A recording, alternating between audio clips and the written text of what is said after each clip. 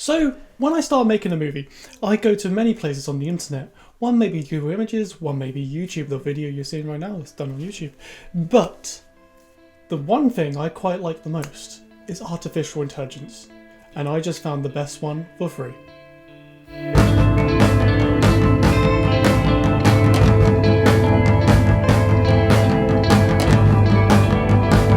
Okay, so this is Playground AI, groundbreaking new AI art developing software.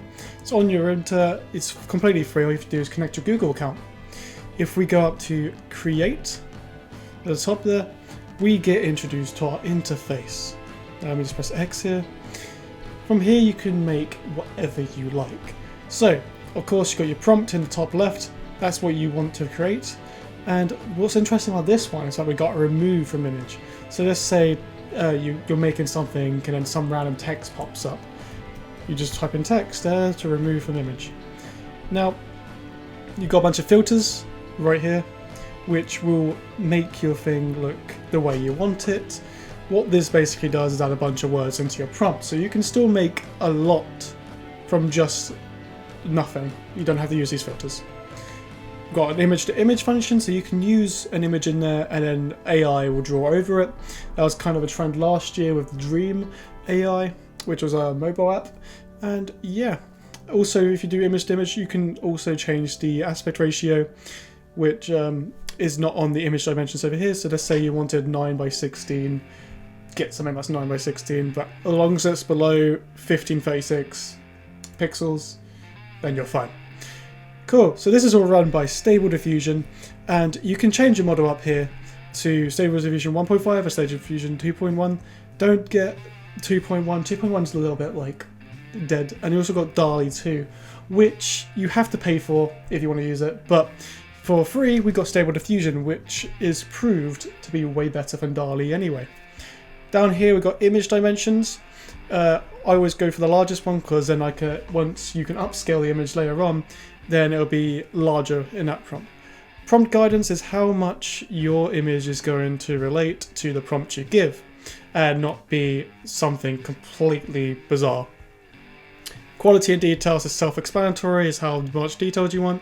If you want to go above 51 though, it's going to require money. Something we don't want as struggling filmmakers, do we? So, down here you can just do one image, or you can do four. I always like four because I get my differentiation. And if you want a private session which nobody gets to see what you do, click on that. But it's always the option to delete your work from the internet later on. Cool. So let's try this, shall we? So let's give ourselves a prompt. What do we want to make? Let's see what we want to make. We want to make epic samurai battle in a snowy environment. That's our basic prompt. We'll go down here, we'll go to filter, and we'll click on cinematic, which is proved to me to be the best filter to use when you want to make something cool. I've got a number of image over here, it's 4, prompt guide is 17, quality and steps is 50, let's press generate. Now, depending on how complex your prompt is, depends on how long this is going to take. Now, if you don't want to wait for anything, you get their paid plan, but again, we don't want their paid plan. Cool, so here we go. We have got our 4 images. Now this is not what we were expecting. I was expecting two different warriors. So let's go over here and we'll start messing with our prompt. Now here we go. We got something different and we're going those trees that we want. The thing is, it's still multiple people.